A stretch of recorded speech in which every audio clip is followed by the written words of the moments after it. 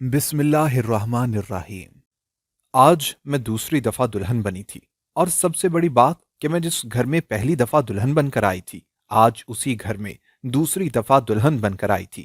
تمام رسمیں پوری کرنے کے بعد مجھے کمرے میں لایا گیا، لیکن میرا دماغ آج بھی میرے پہلے شوہر کو سوچ رہا تھا کہ کیسے میں اس گھر میں دلہن بن کر آئی تھی، اور صرف ایک دن کی سہاگن رہی تھی۔ میرے شوہر کی شادی کے دوسرے دن ہی موت ہو گئی تھی۔ وہ خوشی کا ایک دن ہاتھوں پہ مہندی لگا کر اور اگلے دن سوگ کا جوڑا پہن کر بیٹھ گئی تھی۔ مجھے اپنے نئے دلہا کے بارے میں کچھ بھی یاد نہیں آ رہا تھا، کیونکہ میں نے تو شاید نظر بھر کے اسے دیکھا بھی نہ تھا، کیونکہ میرے پہلے شوہر کا چھوٹا بھائی تھا، اور میں تو شادی کے دوسرے دن ہی بیوہ ہو گئی تھی، اور میرا اس سے پردہ ہو گیا تھا۔ ہر کوئی یہ کہہ رہا تھا کہ میرے ساس اور دیور بہت ظرف والے ہیں، جو مجھے دوبارہ اس گھر میں دلہن بنا کر لے جا رہے ہیں، لیکن مجھے وہ ایک دن جو میں نے اپنے شوہر کے ساتھ گزارا تھا بہت یاد آ رہا تھا۔ اتنے میں دروازے پر دستک سنائی دی، اور میری ساس دودھ کا گلاس لے کر کمرے میں داخل ہوئی اور کہا کہ بیٹا پریشان مت ہونا، میرا یہ بیٹا بھی بہت اچھا ہے اور تمہارا بہت خیال رکھے گا۔ یہ کہہ کر ساس تو چلی گئی، لیکن میں سوچنے پر مجبور ہو گئی کہ اب مجھے اپنے دلہا کے بارے میں سوچنا چاہیے۔ جو گزر گیا سو گزر گیا۔ میں بھی یہی سوچ رہی تھی کہ میرا دلہا کمرے میں داخل ہوا۔ میں فوراً سیدھی ہو کر بیٹھ گئی۔ اس نے میرا گھونگھٹ اٹھایا اور میری خوبصورتی کی تعریف کرنے لگے۔ مجھے یہ سب سن کر اچھا لگ رہا تھا۔ اس نے میرا ہاتھ تھام کر ایک خوبصورت سا کنگن پہنایا اور کہا کہ یہ تمہارا منہ دکھائی کا تحفہ ہے۔ تم مجھے ہمیشہ سے بہت اچھی لگتی تھی، تم بہت خوبصورت ہو۔ میرے شوہر نے کہا تو مجھے حیرت ہونے لگی کہ میں تو اس کی بھابھی تھی اور آج اس کی بیوی بنی ہوں، تو یہ کب سے مجھے پسند کرتا تھا؟ جب میں نے اس سے پوچھا تو کہنے لگا کہ جب میں نے تمہیں پہلی دفعہ دیکھا تم تب ہی مجھے پسند آ گئی تھی، لیکن تب تمہیں میرے بھائی کے لیے مانگ لیا گیا تھا اور میں خاموش ہو گیا تھا، لیکن شاید میرے جذبے میں بہت شدت تھی جو تم مجھے مل گئی ہو۔ میں بہت زیادہ خوش ہوں کہ اب میں اپنی زندگی تمہارے ساتھ گزار سکوں گا اور میں تمہیں بہت زیادہ خوش رکھوں گا۔ مجھے اس کی باتیں اور اس کی سچائی پسند آئی، اور ویسے بھی میری اپنی پہلے شوہر سے کوئی جذباتی وابستگی تو نہ تھی، اس لیے مجھے زیادہ محسوس نہ ہوا، اور میں بہت خوش ہوئی کہ میں اپنے شوہر کے دل کی ملکہ ہوں۔ اب مجھے یہ بات سمجھ آ گئی تھی کہ میری ساس نے اپنے دوسرے بیٹے کے لیے میرا ہاتھ کیوں مانگا تھا۔ میں کپڑے بدل کر آئی تو میرے شوہر نے مجھے ایک سرخ رنگ کا ڈبہ دیا اور کہا کہ یہ ڈبہ تب کھولنا جب تم حاملہ ہو جاؤ۔ مجھے بہت تجسس ہوا، لیکن میں نے اپنے شوہر کی بات مان کر وہ ڈبہ اس وقت رکھ دیا۔ دن گزرتے چلے گئے، لیکن میرا اس ڈبے کے بارے میں تجسس ختم نہ ہوا تھا۔ مجھے ہر وقت یہ تجسس لگا رہتا کہ اس ڈبے میں ایسا کیا ہے جو کہ میرے شوہر نے کہا کہ تم حاملہ ہونے کے بعد کھولنا۔ کبھی لگتا تھا کہ حاملہ ہونے کی شرط لگائی ہے تو شاید بچے کے لیے کوئی چیز ہوگی، لیکن پھر سوچتی کہ پہلے ہی دن کون بچے کے لیے کچھ خرید کے رکھتا ہے، اور پھر وہ ڈبہ دیتے وقت مجھے شوہر کے تاثرات یاد آتے تو مجھے یہ لگتا کہ اس میں بہت اہم کوئی چیز موجود ہے۔ اس سارے سلسلے میں تقریباً مہینہ گزر گیا، اور اس دوران میں نے گھر کی ساری ذمہ داری اپنے سر پر لے لی۔ میری ساس روایتی ساسوں کی طرح مجھے تنگ کرتی، میرے کیے ہوئے کاموں میں کیڑے نکالتی، اور کبھی کبھی تو مجھے منحوس ہونے کا طعنہ بھی دے دیتی، لیکن میرے شوہر ہمیشہ مجھے ڈھارس دیتے، اور ان کی تعریف، ان کا پیار میرے لیے آکسیجن کی طرح تھا۔ وہ ہمیشہ میری خوبصورتی کی تعریف کرتے، میرے کیے کام کی تعریف کرتے، اور مجھے خوبصورت نام سے بلاتے۔ زندگی بہت مشکل نہیں تھی تو بہت آسان بھی نہ تھی، لیکن میرے شوہر کا پیار دن بدن بڑھتا چلا جا رہا تھا۔ یہ میرے شوہر کا پیار ہی تھا کہ میں اپنی ساس کی ہزار باتیں بھی برداشت کرتے ہوئے خوش رہتی تھی۔ زندگی کے کاموں میں مصروف ہو کر میں اس ڈبے کو بھول گئی، لیکن ایک دن کمرے کی صفائی کرتے ہوئے مجھے وہ ڈبہ نظر آیا۔ اتفاق سے اس دن میرے شوہر بھی گھر نہیں تھے۔ میرا تجسس دوبارہ سے جاگ گیا۔ میں نے فوراً کمرے کا دروازہ بند کیا اور اس ڈبے کو کھول ڈالا۔ ڈبے میں موجود چیز دیکھ کر مجھے اپنا دل بند ہوتا محسوس ہوا۔ یوں لگا کہ جیسے کسی نے میرے گلے پہ چھری چلا دی ہو، لیکن مجھے اس سارے کھیل کی سمجھ نہیں آ رہی تھی۔ میں خاموش ہو گئی اور وہ ڈبہ ویسے ہی بند کر دیا اور الماری میں رکھ دیا۔ اب مجھے خاموشی سے اس سارے سلسلے کا پتہ لگانا تھا، اس ڈبے میں موجود چیز کی حقیقت پتہ کرنی تھی، اور اس سارے سلسلے میں ساس اور شوہر کا جو کردار تھا اس کے بارے میں جاننا تھا۔ اب میں نے اپنی ساس اور شوہر پر نظر رکھنا شروع کر دی۔ اس سے پہلے میں نے کبھی ان دونوں پر غور نہیں کیا تھا، لیکن اس کے بعد جب میں نے ان پر نظر رکھنا شروع کی تو بہت دفعہ میں نے یہ محسوس کیا کہ وہ آپس میں کوئی بات کر رہے ہوتے ہیں، اور جیسے ہی میں آتی وہ خاموش ہو جاتے۔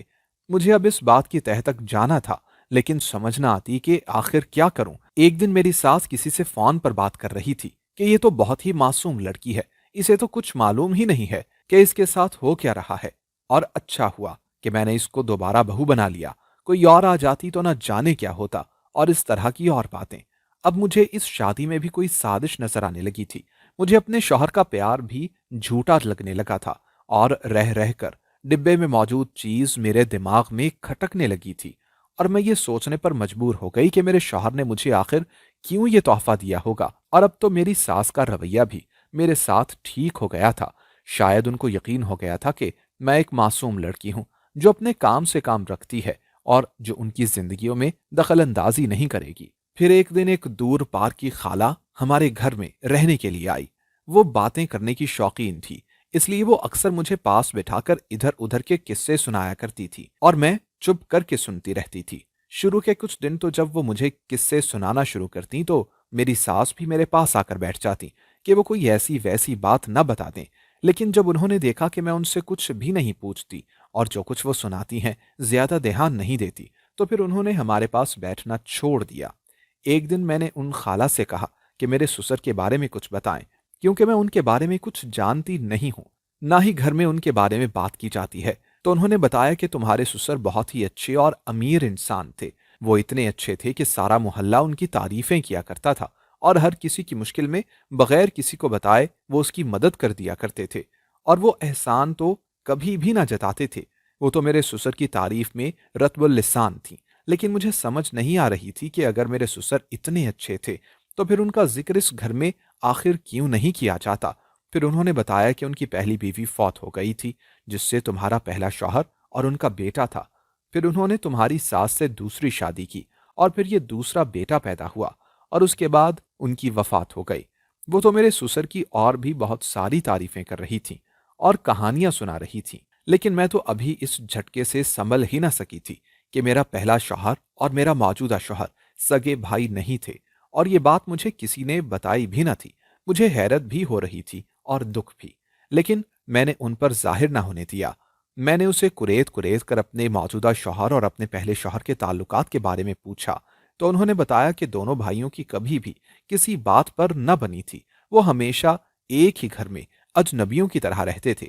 شاید اس کی وجہ ان دونوں کی ماں کی تربیت تھی یا کچھ بھی، لیکن انہوں نے اس موضوع پر بہت زیادہ بات نہ کی، اور میں نے بھی بات بدل دی۔ مجھے اب اس ڈبے میں موجود راز کو بھی جاننا تھا، اور یہ بھی جاننا تھا کہ یہ سب مجھ سے کیوں چھپایا جا رہا ہے، اور اس سب میں آخر راز کیا ہے۔ لیکن اگر میں ساس یا شوہر سے پوچھ لیتی تو انہوں نے کبھی بھی مجھے یہ سچ نہ بتانا تھا، اس لیے مجھے سب کچھ خود ہی جاننا تھا۔ ایک دن رات کے وقت میں اپنی ساس کے کمرے میں ان کو دودھ کا گلاس دینے گئی تو میں نے دیکھا کہ میری ساس ڈائری لکھ رہی تھی۔ مجھے بڑی حیرت ہوئی، لیکن مجھے لگا کہ میری مشکل آسان ہو گئی ہے، اور اگر یہ ڈائری میرے ہاتھ لگ جائے تو میں تمام راز جان جاؤں گی۔ اب میں موقع کی تلاش میں تھی۔ ایک دن خاندان میں فوتگی ہوئی اور میری ساس وہاں چلی گئیں۔ میرے پاس ایک اچھا موقع تھا، میں نے فوراً سے ساس کی ڈائری کو اٹھا لیا اور پڑھنے لگی، لیکن جیسے جیسے میں پڑھتی جا رہی تھی میری سانس سینے میں اٹکتی جا رہی تھی۔ یہ ڈائری تو بہت سے راز اپنے اندر سمیٹے ہوئے تھی۔ اس ڈائری میں میری ساس نے یہ بھی لکھا تھا کہ میرے پہلے شوہر کی والدہ یعنی میرے سسر کی پہلی بیوی میری ساس کی دوست تھیں، ان کا بہت آنا جانا تھا، اور میرے سسر کی دولت کو دیکھ کر انہوں نے اپنی دوست کا گھر خراب کر دیا تھا، اور میرے سسر کو اس حد تک میری ساس سے بدگمان کر دیا تھا کہ انہوں نے زہر دے کر انہیں مار دیا، اور سب کو یہی لگا کہ ان کا دل کا دورہ پڑا تھا، اور اس سب میں میری یہ ساس اس میں میرے مرحوم شوہر کی برابر کی شریک تھی۔ پھر میری ساس نے ہی میرے سسر سے شادی کر لی، لیکن ابھی بھی ان کے راستے میں ایک کانٹا موجود تھا، اور وہ تھا پہلی بیوی کا بیٹا، لیکن یہ اس کو رستے سے نہیں ہٹا سکتی تھی، کیونکہ اس طرح ان کے شوہر کو شک ہو جاتا۔ اس ڈائری میں لکھے ہوئے الفاظ سے تو یہ لگتا تھا کہ میری ساس اپنے سوتیلے بیٹے سے شدید نفرت کرتی تھی اور ہر صورت اس سے چھٹکارا پانا چاہتی تھی، لیکن شوہر کی وجہ سے یہ ممکن نہیں ہو رہا تھا۔ لیکن جب ان کا اپنا بیٹا پیدا ہوا تو انہوں نے اس سے غلط سلوک کرنا شروع کر دیا، جس کی وجہ سے میرے سسر اور ان کے درمیان لڑائی رہنے لگی، اور پھر میرے سسر کو یہ محسوس ہونے لگا کہ ان کے بڑے بیٹے کے ساتھ زیادتی ہو رہی ہے، اس لیے انہوں نے اپنی جائیداد کا 80% ان کے نام لگا دیا، اور شرط یہ رکھی کہ 20 سال کا ہونے سے پہلے اس بچے کو کچھ ہو گیا تو یہ ساری جائیداد ایک ٹرسٹ کو چلی جائے گی۔ اس وجہ سے ساس مجبور ہو گئی اور اس بچے کو کچھ بھی نہ کہہ سکیں، لیکن انہوں نے اس کا بدلہ سسر کو سلو پوائزن دے کر لے لیا، اور ہر کوئی یہی سمجھتا رہا کہ میرے سسر کی طبعی موت تھی۔ میں جیسے جیسے پڑھتی جا رہی تھی، مجھے اپنی ساس سے نفرت زیادہ ہوتی جا رہی تھی، لیکن ابھی تک اس ڈبے میں موجود راز نہ کھلا تھا، اور نہ ہی یہ راز کھلا تھا کہ میرے دیور کے ساتھ شادی کیوں کروائی گئی تھی۔ مجھے یہ سب پڑھ کے عجیب سا لگ رہا تھا۔ وہ عورت اپنے ہی شوہر کو اپنے ہی ہاتھوں مار سکتی ہے اور اس طرح مطمئن رہ سکتی ہے۔ مجھے اپنی ساس پر حیرت ہونے لگی تھی۔ اب مجھے اندازہ ہو گیا تھا کہ ہمارے گھر میں میرے سسر کا نام کیوں نہیں لیا جاتا اور ان کے بارے میں کیوں بات نہیں کی جاتی، اور سب سے بڑی دکھ کی بات تو یہ تھی کہ اس سارے سلسلے میں میرا شوہر اپنی ماں کے ساتھ تھا۔ میں نے سوچا کہ یہ ڈائری میری ساس کے خلاف ایک ٹھوس ثبوت ہے، لیکن اگر یہ میں نے اٹھا لی تو جو عورت 2 لوگوں کی جان پہلے ہی لے چکی ہے وہ میری جان لینے سے بھی بالکل نہیں کترائے گی۔ مجھے ڈر پیدا ہوا اور ساس کے واپس آنے کا وقت بھی ہو گیا تھا۔ اسی وجہ سے مجھے مجبور ہو کر ڈائری واپس رکھنا پڑی۔ مجھے اپنی ساس اور شوہر سے اب ڈر لگنے لگا تھا، لیکن میں مجبور تھی۔ نہ ان کے خلاف کوئی ثبوت تھا میرے پاس اور نہ ہی میں یہاں سے جا سکتی تھی۔ آخرکار ایک دن مجھے پھر سے موقع مل گیا اور وہ ڈائری پھر سے میرے ہاتھ لگ گئی، اور میرا اس ساری کہانی میں کردار سامنے آ گیا۔ میرے موجودہ شوہر نے مجھے شادی سے پہلے دیکھ رکھا تھا اور میں انہیں پسند آ گئی تھی، لیکن تب ہی میری ساس میرا ہاتھ اپنے بڑے بیٹے کے لیے مانگ چکی تھی۔ اس ہاتھ مانگنے میں بھی ایک سازش تھی، کیونکہ میں ایک غریب خاندان سے تعلق رکھتی تھی اور میرے والد فوت ہو چکے تھے۔ انہوں نے میرے ہاتھ اس لیے مانگا تھا کہ اس کے پیچھے تو کوئی ہے نہیں، میں جیسے چاہوں گی اس کے ساتھ سلوک کروں گی، لیکن ان کے حقیقی بیٹے نے ضد کی کہ یہ لڑکی مجھے ہی چاہیے، اس لیے انہوں نے چال چلنے کا فیصلہ کیا اور میری شادی اپنے سوتیلے بیٹے سے کروا دی۔ لیکن شادی کے اگلے ہی دن میرے پہلے شوہر کو دونوں ماں بیٹے نے زہر پلا دیا، جس سے ان کی موت واقع ہو گئی، اور اس طرح میں بیوہ ہو گئی، اور انہوں نے مجھے عدت اسی گھر میں گزارنے پر مجبور کیا، اور عدت گزارنے کے فوراً بعد چھوٹے بیٹے کے لیے میرا ہاتھ مانگ کر دنیا کی نظروں میں سرخرو ہو گئیں۔ در حقیقت وہ میرے پہلے شوہر کی موت کا ذمہ دار بھی مجھے ہی بنانا چاہتی تھی، کیونکہ ایک دن کی بیاہی عورت کو یہ معاشرہ قبول نہیں کرتا۔ انہوں نے تو یہ سمجھا تھا کہ میں کبھی بھی یہ حقیقت نہ جان سکوں گی اور کبھی ان کے خلاف آواز نہ اٹھاؤں گی۔ اس سازش کو جان کر مجھے بہت دکھ ہوا، لیکن ابھی تک بھی ڈبے میں موجود چیز کی اصلیت میرے سامنے نہ آئی تھی، اور نہ ہی ڈائری میں اس کے متعلق کچھ لکھا گیا تھا۔ مجھے سمجھ نہیں آ رہی تھی کہ میرے شوہر نے پہلے ہی دن مجھے کیوں یہ تحفہ دیا تھا، اور اس سب کا میرے ساتھ آخر کیا تعلق تھا۔ لیکن میں خاموش ہو گئی، کیونکہ اب مجھے خاموشی سے ان کی تمام سازشیں دنیا کے سامنے لانی تھی۔ کچھ دنوں کے بعد مجھے یہ معلوم ہوا کہ میں حاملہ ہو چکی ہوں۔ میں نے اپنی ساس اور شوہر سے یہ بات چھپا لی کہ میں حاملہ ہوں۔ شاید اس کی وجہ وہ ڈبہ تھا، یا میرے اندر موجود وہ ڈر کہ شاید میرے ساتھ بھی کچھ غلط ہو جائے گا۔ اور جس دن یہ بات میرے شوہر کو پتہ چلی تو انہوں نے کہا کہ آج تم وہ ڈبہ کھول کر دیکھ سکتی ہو۔ میں نے ان کو نہیں بتایا کہ میں وہ پہلے ہی کھول کر دیکھ چکی ہوں۔ میں نے ان کے سامنے وہ ڈبہ اٹھا کر لائی اور کھول کر ان کے سامنے رکھ دیا کہ مجھے حقیقت بتائیں کہ یہ کیا ہے، اور جو کچھ انہوں نے بتایا وہ سن کر مجھے لگا کہ آسمان میرے سر پر گر گیا ہے۔ کوئی اس حد تک بھی گر سکتا ہے، اور دولت کے نشے میں کوئی اتنا بھی اندھا ہو سکتا ہے، میں سوچ بھی نہ سکتی تھی۔ میرے شوہر نے اس دن یہ بتایا کہ دونوں سگے بھائی نہیں تھے، اور اس ڈبے میں موجود وہ کاغذ میرے پہلے شوہر کی وصیت تھی، جو ان کو معلوم نہیں تھا کہ انہوں نے تیار کروائی ہوئی ہے، اور اس وصیت کے مطابق اگر ان کو کچھ ہو جاتا تو ان کی تمام جائیداد کی وارث ان کی اولاد ہوگی۔ اب میرے شوہر کا مطالبہ یہ تھا کہ آنے والی اولاد ان کے پہلے بھائی کی اولاد کے طور پر کورٹ میں لائی جائے گی، تاکہ تمام جائیداد اس کے نام ہو جائے۔ اور میں نے پوچھا کہ اگر میں ایسا نہ کروں تو انہوں نے کہا کہ اگر تم ایسا نہیں کرو گی تو میں بھی اس بچے کو اپنا نام نہ دوں گا۔ مجھے ان کی سوچ پر شدید دکھ ہوا کہ یہ انسان مجھ سے پیار کرنے کا دعویٰ کرتا تھا، اور در حقیقت اس نے دل میں اتنی بڑی سازش پیدا کر کے رکھی تھی، اور اسی لیے یہ مجھے ڈبہ حاملہ ہونے کے بعد کھولنے کا کہہ رہے تھے۔ میں روتے ہوئے وہاں سے اٹھ گئی، اور پھر ہمارے گھر میں ایک سرد جنگ کا آغاز ہو گیا۔ میں اتنی گری ہوئی حرکت میں ان کا ساتھ دینے کو تیار نہ تھی، اور میں نے سختی سے منع کر دیا تھا کہ اگر انہوں نے اس بچے کو جائیداد کے لیے استعمال کرنے کی کوشش کی تو میں اس بچے کو ہی ختم کر دوں گی یا اپنی جان لے لوں گی۔ लेकिन उनको कोई फर्क नहीं पड़ रहा था। वो दोनों माँ बेटा अब मुझ पर मुसलसल नजर रखे हुए थे कि मैं खुद को या आने वाले बच्चे को कोई नुकसान ना पहुंचा लूं। मुझसे ज्यादा उन्हें उस बच्चे की परवाह थी, ताकि उसके जरिए जायदाद हासिल कर सकें। लेकिन मैंने सोच लिया था कि मैं खुद को खत्म कर लूंगी, ताकि ये बच्चा आने से पहले ही खत्म हो जाए। उनको शायद मेरी सोच का अंदाजा हो गया था, इसलिए मुझे एक कमरे में बंद कर दिया और मेरी औलाद होने तक मुझे अपने घर में कैदी बना दिया गया और मैं कुछ भी ना कर सकती थी। इसलिए मुझे खामोशी से अपनी औलाद के पैदा होने का इंतजार करना था। वो वक्त बहुत ही ज्यादा कठिन था और फिर मैंने एक बेटे को जन्म दिया। बेटे को जन्म देने के बाद मैं जैसे सब कुछ भूल गई थी, लेकिन ये दोनों माँ बेटा कुछ भूले ना थे। इन लोगों ने बमुश्किल 1 माह ही सब्र किया और मेरे पहले शौहर से निकाहनामा लेकर और बच्चे को लेकर कोर्ट में पहुंच गए, और इस तरह उन्होंने तमाम जायदाद बच्चे के नाम करवा ली और इस सारे सिलसिले में मुझे घर में नजरबंद कर रखा। और कोर्ट में यह बताया गया कि इस बच्चे का बाप मर गया है और उसकी माँ बच्चे को जन्म देते हुए मर गई है। मुझे मालूम नहीं था कि उन्होंने किस तरह से मेरे शौहर का डेथ सर्टिफिकेट कुछ माह पहले का बनवा लिया, और यह भी मालूम न था कि उन्होंने अस्पताल से मेरा डेथ सर्टिफिकेट कैसे ले लिया। अब मैं कानून की नज़र में एक मुर्दा औरत थी। अब तमाम जायदाद का केयरटेकर कोर्ट ने मेरे दूसरे शौहर को करार दे दिया। इस तरह वो लोग जो कुछ चाहते थे वो हो चुका था और जायदाद उनके कब्जे में आ गई थी। मुझे तो पहले ही कोर्ट की नज़र में वो मार चुके थे। अब मेरा होना ना होना उनके लिए एक बराबर था। उनको अब मुझसे खतरा महसूस नहीं हो रहा था, इसलिए मुझे आज़ाद कर दिया गया।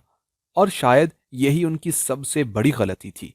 कहा जाता है ना कि शातिर से शातिर मुजरिम भी कोई ना कोई गलती लाजमी करता है और फिर पकड़ा जाता है कानून की नजर में।